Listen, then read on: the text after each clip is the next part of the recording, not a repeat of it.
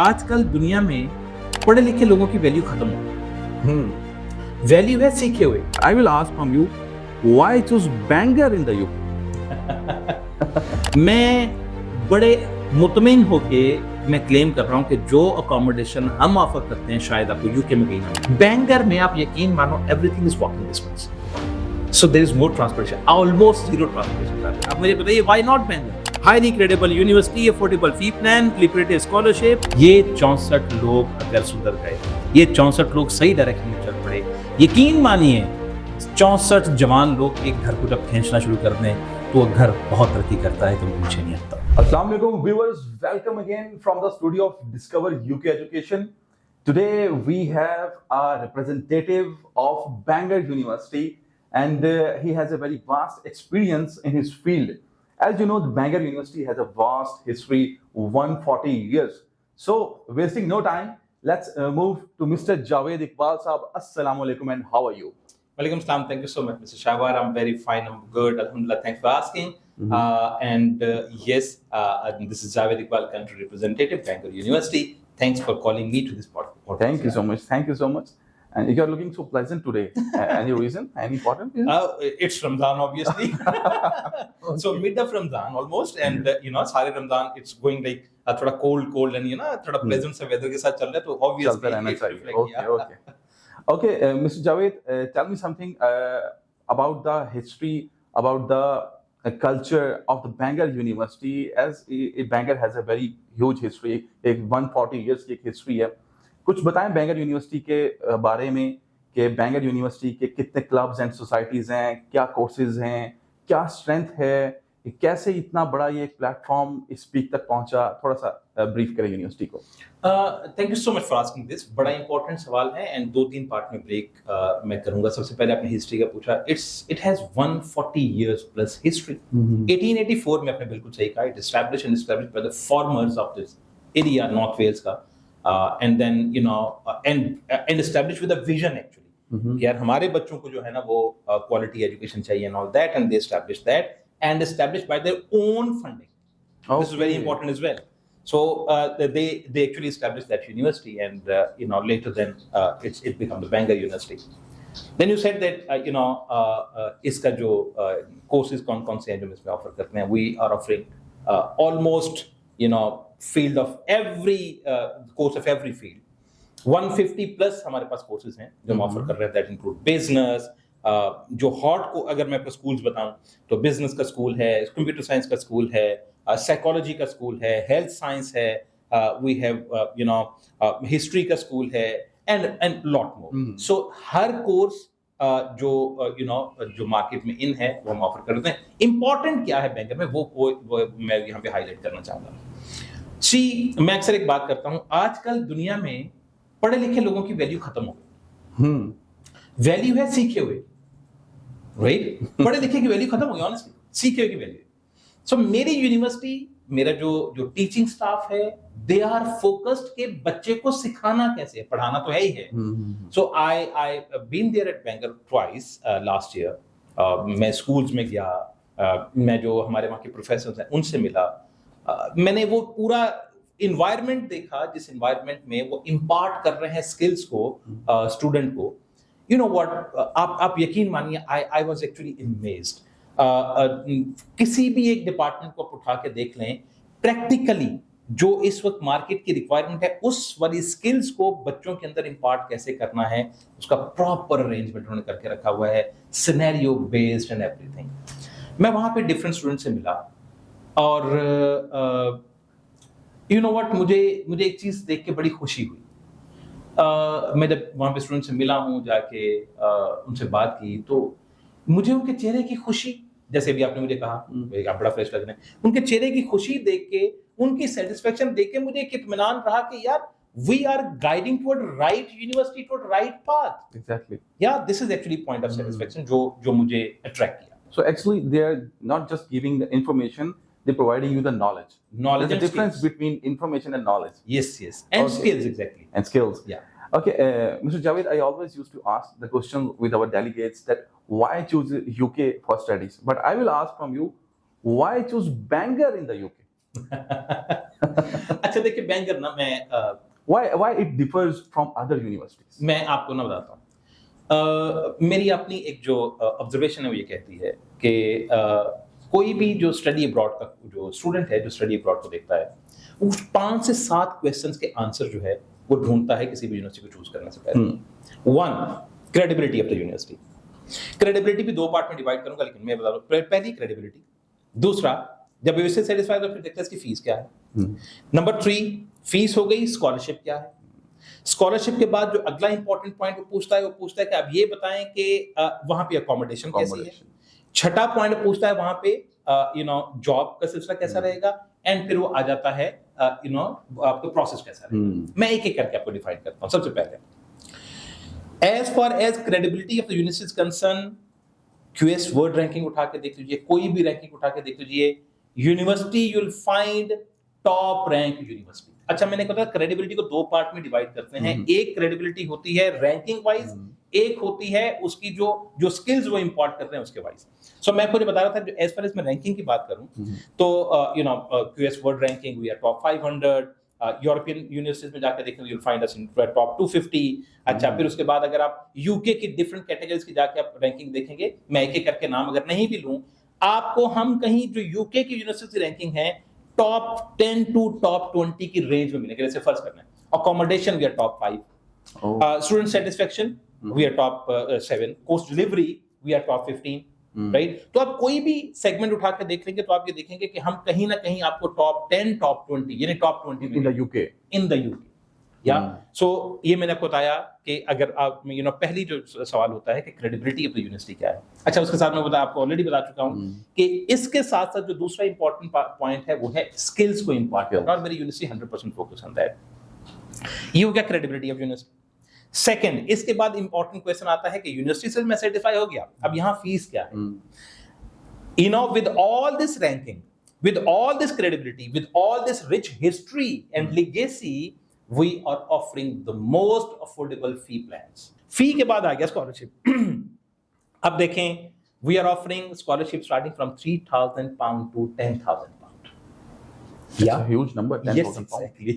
यानी number 1 highly credible university, affordable fee plan and top to that is कि हम उसमें जो स्कॉलरशिप ऑफर कर रहे हैं 3,000 पाउंड से लेके 10,000 पाउंड तक का स्कॉलरशिप है। अच्छा इसमें 3 किस्म के स्कॉलरशिप हैं। एक उनको कहते हैं इंटरनेशनल स्टूडेंट स्कॉलरशिप, एक होता है डीन स्कॉलरशिप। अच्छा ये जो इंटरनेशनल स्टूडेंट स्कॉलरशिप और डीन स्कॉलरशिप है ये ऑटोमेटिकली आपको मिल जाएगा based on your grades. Okay या अगर मैं पीजी के केस में जाऊं पोस्ट ग्रेजुएट तो 3,000 है इंटरनेशनल स्टूडेंट स्कॉलरशिप, यूजी में 4,000 है और जो डीन स्कॉलरशिप है वो पीजी के केस में 5,000 है और यूजी के केस में 6,000। यानी ये जो 3-4 आपका इंटरनेशनल स्टूडेंट स्कॉलरशिप या जो आपका जो डीन स्कॉलरशिप है 5-6, ठीक है, ये तो आपको आपके ग्रेड के हिसाब से मिल जाएगा।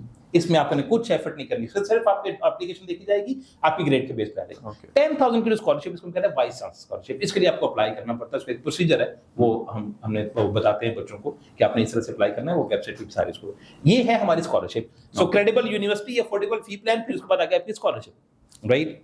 अच्छा उसके बाद आ जाता है बच्चा सेटिस्फाई हो गया सारी, जो पूछता है अकोमोडेशन। अब मैं आपको एक बड़ी मजे की बात बताऊं, ये मेरा क्वेश्चन भी था आपसे, ये आप सॉरी मैं फ्रीक्वेंटली आस्क्ड क्वेश्चन है या और आपको पता है मैं आपको मजे की बात बताऊं, मैं बड़े मुतमईन होके मैं क्लेम कर रहा हूं कि जो अकोमोडेशन हम ऑफर करते हैं शायद आपको यूके में कहीं ना मिले। मैं कोई रीजन बताता हूं। हम ऑफर करते हैं 86 पाउंड से हमारी अकोमोडेशन स्टार्ट होती है वीकली, या आप ये अंदाजा कीजिए हमारी पर मंथ 380 पाउंड से लेके 400 पाउंड से हमारी अकोमोडेशन स्टार्ट हो जाती है। एक हिडन चार्ज होता है अकोमोडेशन के साथ, वो होता है ट्रांसपोर्टेशन का, आना जाना होता है बच्चे में, वो कहीं में इग्नोर कर जाते हैं। बैंगर में आप यकीन मानो everything is walking distance, so there is no transportation, almost zero transportation charges. Students का यही एक क्वेश्चन होता है कि क्या इस यूनिवर्सिटी में after the degree career placement कैसी होगी, क्या जॉब मिलेगी या नहीं मिलेगी, और किस तरह से? 88% आपको पता है हमारा जो ये पोस्ट ग्रेजुएशन जो हमारा जॉब रेशियो है 88%। 88%? Yes exactly. मतलब मैं वही तो आपको बता रहा हूँ, दैट्स व्हाई आपने कहा कि मैं सवाल पूछ रहा हूँ व्हाई बैंगर, अब मुझे बताइए व्हाई नॉट बैंगर। अगर ये सारी चीजें हैं, highly credible university, affordable fee plan, लिक्विडेटिव scholarship, आपके जो है ना वो अकोमोडेशन, सबसे खूबसूरत accommodation, you know site views के हिसाब से भी और अफोर्डेबिलिटी के हिसाब से भी, लाइफस्टाइल इवन बैंगर में आपको जो लाइफस्टाइल है वो बहुत अफोर्डेबल है, जर्नल लाइफस्टाइल बहुत अफोर्डेबल।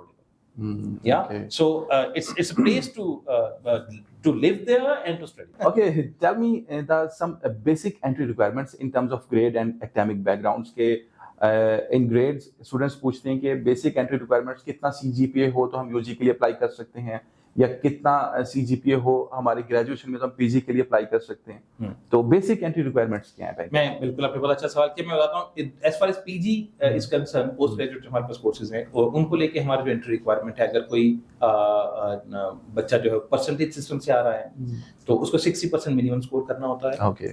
कुछ कंडीशंस हैं, जैसे पंजाब अगर कोई LLM का कोर्स करने जा रहा है तो पंजाब यूनिवर्सिटी का जो LLB है उसने अगर किया तो 45% पे भी एक्सेप्ट किया था, क्योंकि वहाँ पे मार्क्स थोड़ा इस तरह से मिलते हैं तो 45 पे भी एक्सेप्ट हो जाता है। इस तरह से कुछ और भी कंडीशंस हैं, लेकिन जनरली 60% जो है अगर वो परसेंटेज सिस्टम से आ रहा है फॉर PG।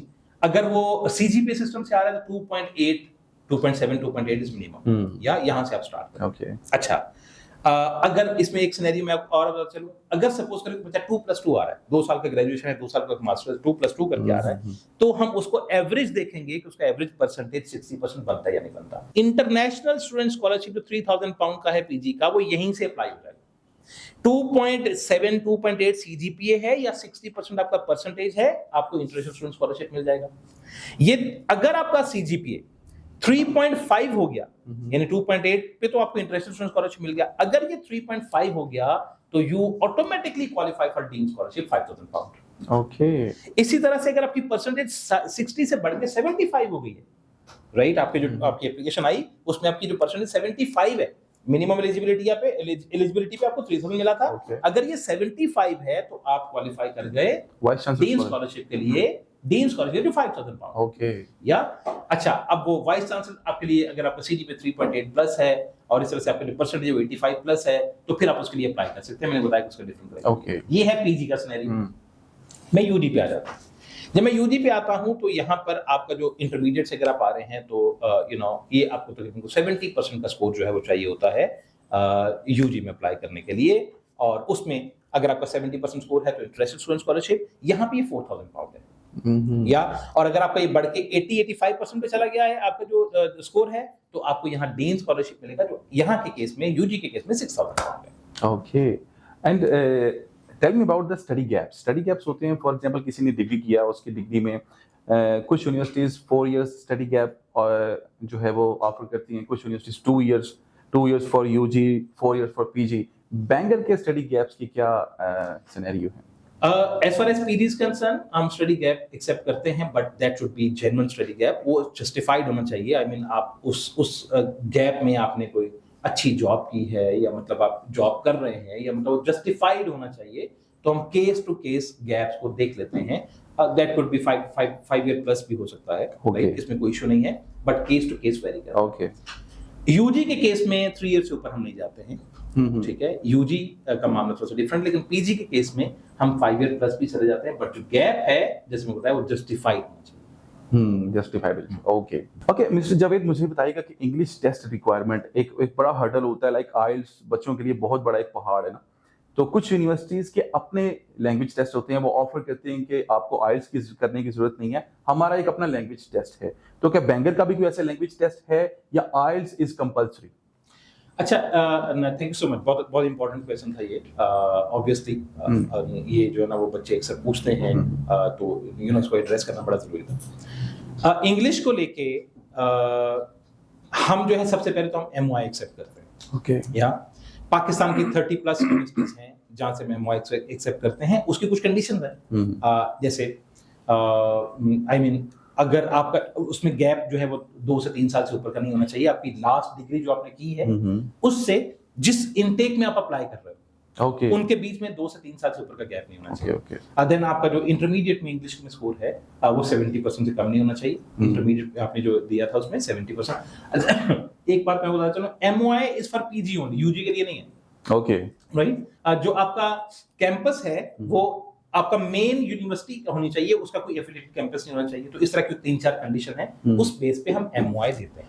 सपोज एक बंदा, एक स्टूडेंट हमारे पास आया है जो MOI में क्वालिफाई नहीं कर रहा, we accept IELTS, we accept PTE, we accept language cert, we accept bilingual cert. Okay, या और इनके जो परसेंटेजेस हैं वो कोर्स वाइज डिपेंड करते हैं, जो स्कोर है वो कोर्स वाइज डिपेंड करता है, लेकिन हम ये चारों जो टेस्ट हैं एक्सेप्ट करते हैं। अच्छा, अब एक मजे की बात बताऊं, कुछ केसेस में हम बच्चों को डुओलिंगो का फ्री वाउचर भी देते हैं।